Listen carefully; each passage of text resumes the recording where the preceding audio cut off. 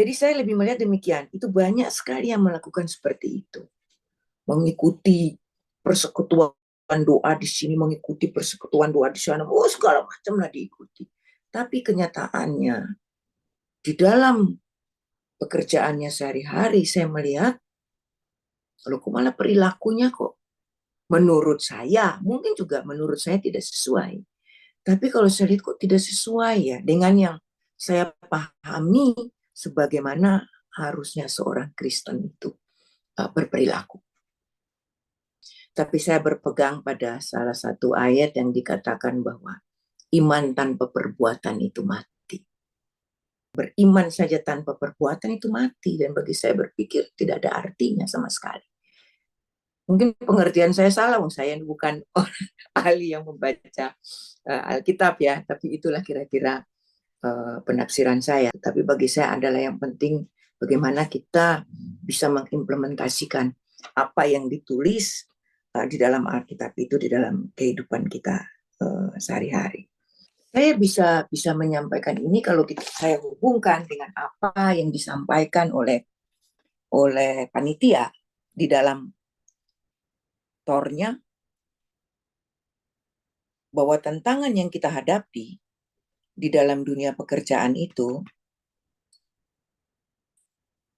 nah, antara lain budaya kerja yang tidak sesuai dengan nilai-nilai Kristen. Budaya bekerja itu banyak yang menuntut kita untuk melakukan hal-hal yang sebenarnya menyimpang dari apa yang seharusnya kita lakukan sebagai orang Kristen. Kita juga bisa melihat janji-janji untuk jabatan, untuk karir. Itu banyak di banyak tempat. Anda mau supaya dapat promosi, pindah dong. Di dunia kuliah pun, Anda mau supaya nilainya bagus, pindah dong. Nah, di sini kita mau bertahan atau mau mengikuti itu. Ini juga tantangan. Tantangan juga yang kita hadapi. Jabatan.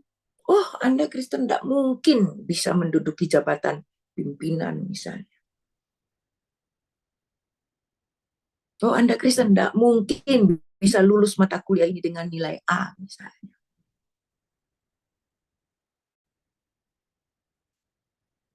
Nah, kita tinggal bagaimana mau mengikuti atau tidak mengikuti. Itu juga tantangan.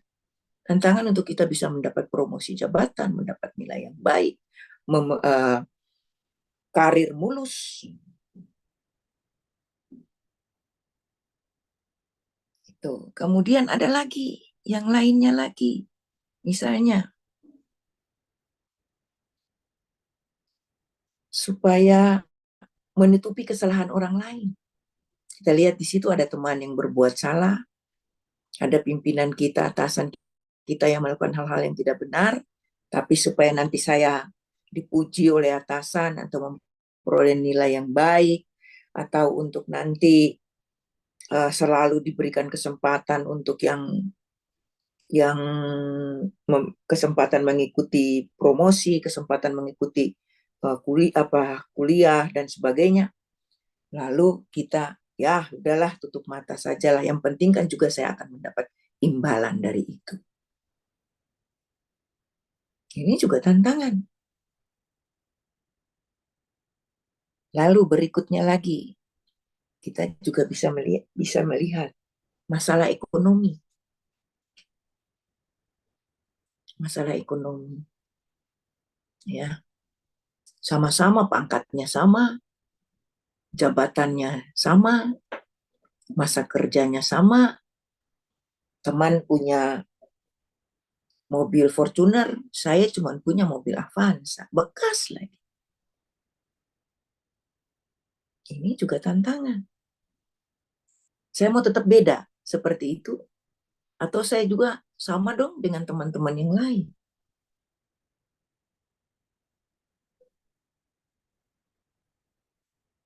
Masalah. Itu juga menjadi tantangan, apalagi kalau setiap hari, ya mohon maaf ini, istrinya di rumah ribut-ribut terus kalau yang bapak-bapak ya. Gimana ini? Anaknya dua, cuman punya sepeda motor. Kapan kita bisa naik mobil? Nah, ini juga. Lalu ada tawaran. Gimana ini kalau kita melakukan sedikit ini, nanti ini adalah imbalannya begini. Itu akan menjadi bahan pertimbangan juga kan.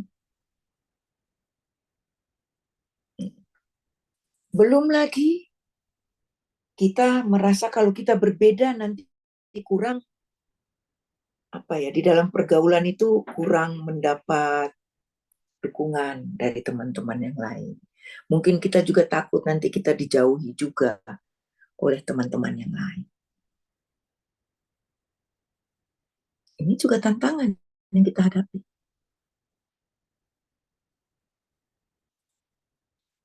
Tapi rekan-rekan semuanya, kita itu diberi kebebasan oleh Tuhan. Kehendak bebas kita itu. Anda mau milih apa saja boleh kok. Memilih berbeda atau memilih mengikuti arus yang ada. Dan kalau kita memilih berbeda, tentu saja sudah ada risikonya. Pasti ada risikonya. Pasti ada hal-hal yang mungkin tidak nyaman atau lalu merasa bahwa kita kurang bahagia lah. Bisa terjadi demikian. Tapi bisa terjadi juga dengan kehendak bebas kita memilih itu, justru kita lebih bahagia. Kadang kita juga terus takut. Kalau begitu, waduh, nanti saya bagaimana ya? Banyak teman tidak suka dengan saya. Mungkin nanti melakukan hal-hal yang menjatuhkan saya dan sebagainya. Tapi sebenarnya kalau kita baca di dalam Amsal 2. Ini ayatnya yang 6 sampai 8 ya, 6 sampai 8. Itu disebutkan, karena Tuhanlah yang memberikan hikmat dari mulutnya yang datang pengetahuan dan kepandaian. Ia menyediakan pertolongan bagi orang yang jujur. Menjadi perisai bagi orang yang tidak bercela lakunya. Sambil menjaga jalan keadilan dan memelihara jalan orang-orang yang setia.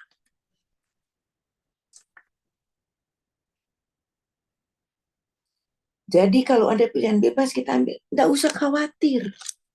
Di Amsal itu juga Tuhan sudah menjanjikan demikian. Tidak akan membiarkan kita seperti itu sendiri. Dan di bagian lain masih juga di Amsal itu di ayat 6 ya. Itu disebutkan. Lebih baik orang yang miskin, yang bersih kelakuannya, daripada orang yang berliku-liku jalannya, sekalipun ia kaya.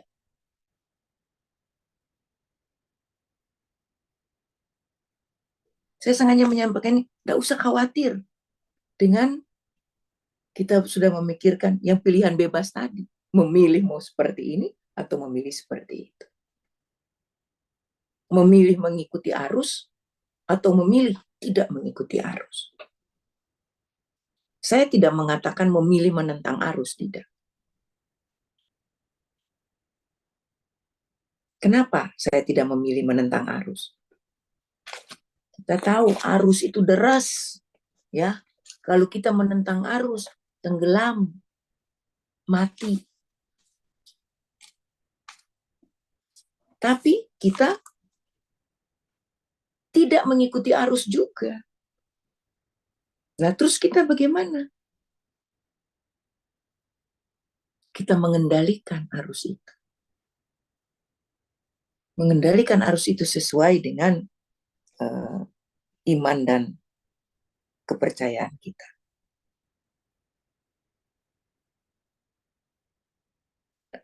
Jadi dari tantangan-tantangan tadi yang saya sampaikan kepada rekan-rekan itu baru sedikit dari tantangan-tantangan.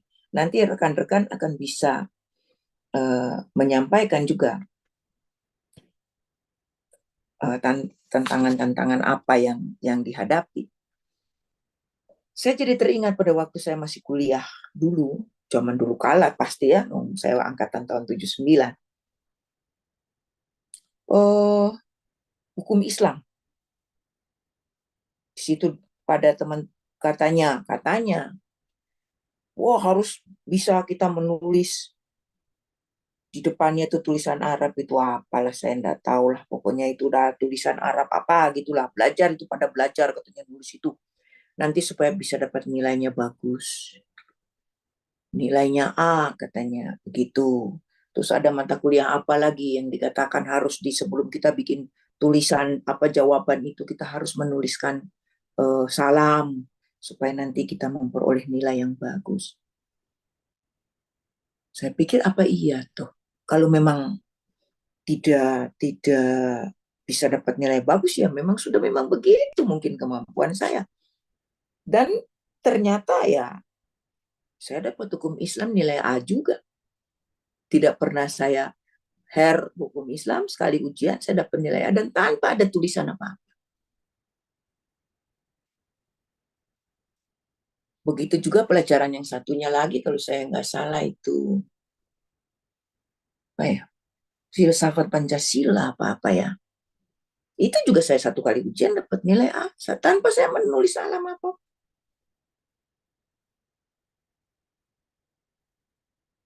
Nah ini kalau saya berpikir ya sama dengan yang tadi sudah dijanjikan Tuhan ya kepada kita. Meskipun saya yakin banyak sekali sebenarnya ayat-ayat yang dijanjikan ke kita. Tapi dari itu aja saya berpegang bahwa tidak ada masalah sebenarnya. Cuman kita itu diberi kebebasan memilih. Kadang kita itu memilih dengan penuh ketakutan. Sebelum kita memilih, kita sudah memikir akibat yang terlalu jauh sana. Tidak, kita lupa dengan apa yang setiap hari rekan-rekan baca. Kemudian kalau saya kaitkan dengan terus kita itu harus bagaimana supaya bisa menghadapi tantangan-tantangan tadi. Kalau saya ini bercerita ini pengalaman saja, ini tidak ada teori-teorinya, jadi jangan nanya teori. Saya pikir yang pertama adalah bagaimana kita bisa ya membangun hubungan kita dengan Tuhan lah. Membangun dan bisa berkomunikasi dengan Tuhan. Itu yang pertama. Bagaimana caranya? Saya yakin teman rekan-rekan semua sudah tahu bagaimana caranya. Lalu yang berikutnya adalah kita menjaga integritas kita. Apa yang kita katakan, itu yang kita lakukan.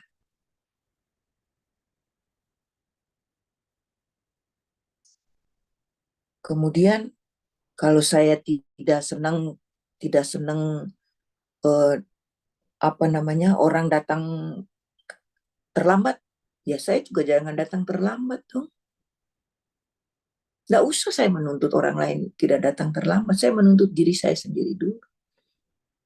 Menjaga integritas saya.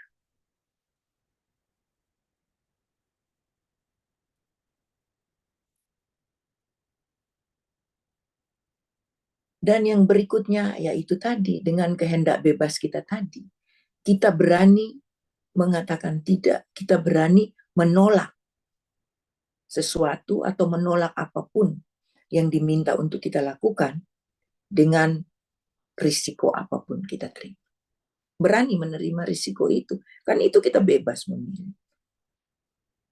Jangan terus sudah kita milih, terus habis itu menyesal sekali. Aduh, kenapa aku milih begini? Akhirnya aku jadi hidup susah seperti ini, sengsara, begitu kan? Teman punya mobil, saya cuma punya motor, kira-kira begitu. Nah, saya pikir ini juga tidak benar kalau kita seperti itu. Jadi kita berani memilih dan berani menanggung risiko apapun yang harus kita terima. Dan tentu saja kita selalu melibatkan Tuhan di dalam apapun yang kita lakukan. Seperti saya misalnya dalam memutus perkara-perkara, apalagi perkara-perkara yang besar, setelah saya menentukan mau seperti ini, selalu saya itu berdoa. Semoga memang benar apa yang saya ambil ini, apa yang saya putuskan, ini sudah paling tepat. Lalu kalau dikatakan kemudian, bagaimana kalau kemudian putusan saya itu tidak disetujui oleh banyak orang, kemudian dibatalkan oleh yang di atas dan sebagainya. Saya tetap tidak merasa salah. Dan saya tetap merasa itu yang paling baik. Yang penting bagi saya adalah pada waktu saya memutuskan itu, saya mengambil putusan itu, mengambil keputusan itu, saya tidak dipengaruhi oleh apapun, oleh siapa. Jadi itu melulu kehendak saya, kebebasan saya untuk memutus seperti itu. Tidak karena ada pesan dari atasan, ada sponsor dari teman, ada bisikan-bisikan sana sini, tidak. Tapi itulah memang yang saya putuskan. Saya pikir itu udah yang paling tepat. Jadi saya tidak pernah merasa bahwa saya salah. Saya salah kalau saya dalam memutus itu, saya menerima sesuatu atau saya mendengar bisikan-bisikan atau permintaan dari pihak lain. Apalagi untuk nanti saya dapat jabatan, untuk saya memperoleh sesuatu, untuk ya segala macam lah, menjadi populer dan sebagainya. Itu tidak. Nah, ini saya juga melanjutkan tadi juga yang saya sampaikan bahwa janganlah kita menentang arus itu, tapi kita mengendalikan arus itu. Saya tidak pernah menuntut untuk orang lain harus mengikuti saya. Saya tidak pernah menuntut orang lain, teman-teman harus sama dengan saya. Kan setiap orang kan diberi kebebasan oleh Tuhan untuk bebas untuk memilih. Kalau saya maksain orang lain seperti saya, loh, Tuhan saja tidak memaksa kita untuk harus sama. Tapi Anda bebas, boleh memilih apapun yang Anda pilih. Itu kehendak bebas kita untuk memilih. Nah, ada lagi rekan-rekan satu ayat juga yang bagus, saya pikir ini juga yang sering saya ingat juga ini tentang di Titus 2 ayat 78 itu disebutkan, dan jadikanlah dirimu sendiri suatu teladan dalam berbuat baik. Ya, ini yang saya katakan tadi, saya tidak menuntut orang lain, tapi diri saya dulu. Dan jadikanlah dirimu sendiri suatu teladan dalam berbuat baik. Hendaklah engkau jujur dan bersungguh-sungguh dalam pengajaranmu. Sehat dan tidak bercela dalam pemberitaanmu. Sehingga lawan menjadi malu karena tidak ada hal-hal buruk yang dapat mereka sebarkan tentang kita. Ini yang menjadi pegangan saya bahwa saya tidak usah menuntut orang lain, cukup saya. Dan saya yakin kalau saya lakukan itu semua, apalagi yang mau mereka ceritakan atau mereka orang-orang itu akan bilang tentang saya kalau saya tidak melakukan apa-apa. Nah, dari sedikit sharing pengalaman saya ini, mungkin saya pikir banyak mungkin teman-teman saya ya yang tidak suka dengan saya. Tapi perasaan saya selama saya berkarir di dunia peradilan sampai sekarang masuk di KPK, saya mulai bekerja itu di tahun 80, mulai masuk itu tahun 86 ya. Sampai dengan sekarang karir saya sudah berapa puluh tahun ini sebagai PNS ya, 86 sampai sekarang sudah hampir 40 tahun sebagai PNS, sebagai hakim, pangkat sudah mentok di 4E, nggak bisa naik pangkat lagi, sudah mentok berapa 5 atau 6 tahun yang lalu pangkat saya sudah mentok juga. Saya merasa bahwa saya juga tidak, maksud saya tidak lalu disingkirkan di dalam pergaulan. Dimanapun saya bertugas, saya masih bisa juga beradaptasi dengan teman-teman di situ. Dengan pedoman tadi, tidak menentang arus saya. Mengikuti. Bukan mengikuti arus, tapi mengendalikan arus. Kalau orang mau begini, ya silakan aja, itu kan pilihanmu. Kalau saya memilih yang seperti ini. Kalau teman-teman mau memilih apa mau korupsi, ya silakan juga. Saya juga nggak melarang, silakan aja. Tapi kalau bertanya kepada saya, janganlah. Nah, kalau bertanya kepada saya, ngapain sih kita mesti begitu? Kita puas aja lah dengan apa yang kita miliki. Orang yang memiliki mobil mewah belum tentu sebahagia kita yang hanya memiliki mobil Avanza misalnya. Oh, itu mobil sejuta umat kok, paling banyak orang yang punya kan. Nah, berarti paling banyak orang yang suka. Nah, jadi kita puas saja dengan apa yang kita punya, apa yang kita miliki. Saya yakin kita pasti bahagia kok. Kembali lagi, kalau kita juga melihat, uh, apakah orang punya rumah itu 5, 10, dia bisa tinggal di semua rumah itu? Tidak juga. Hanya bisa tinggal di satu rumah.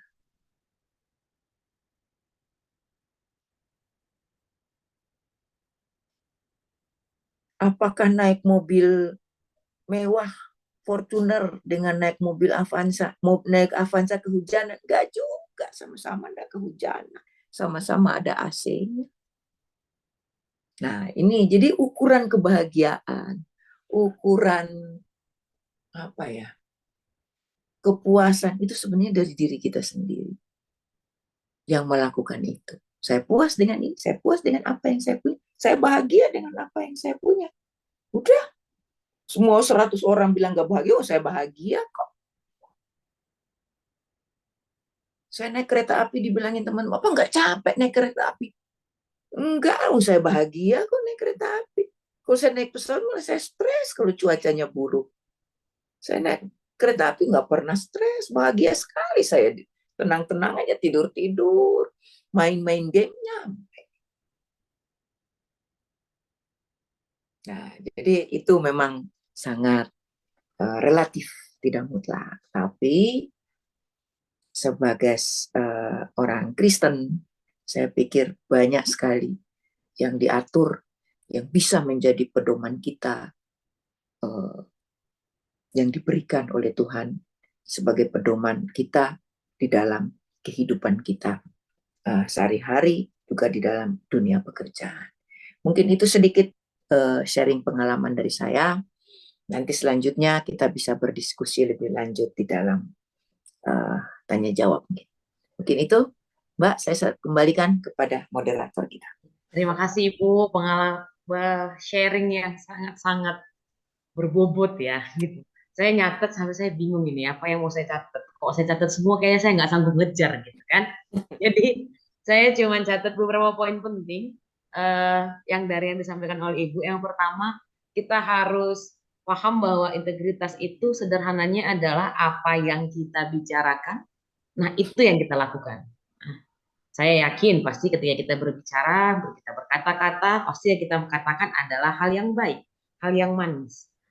Artinya kita juga harus berani lakukan hal yang baik dan hal yang manis tersebut.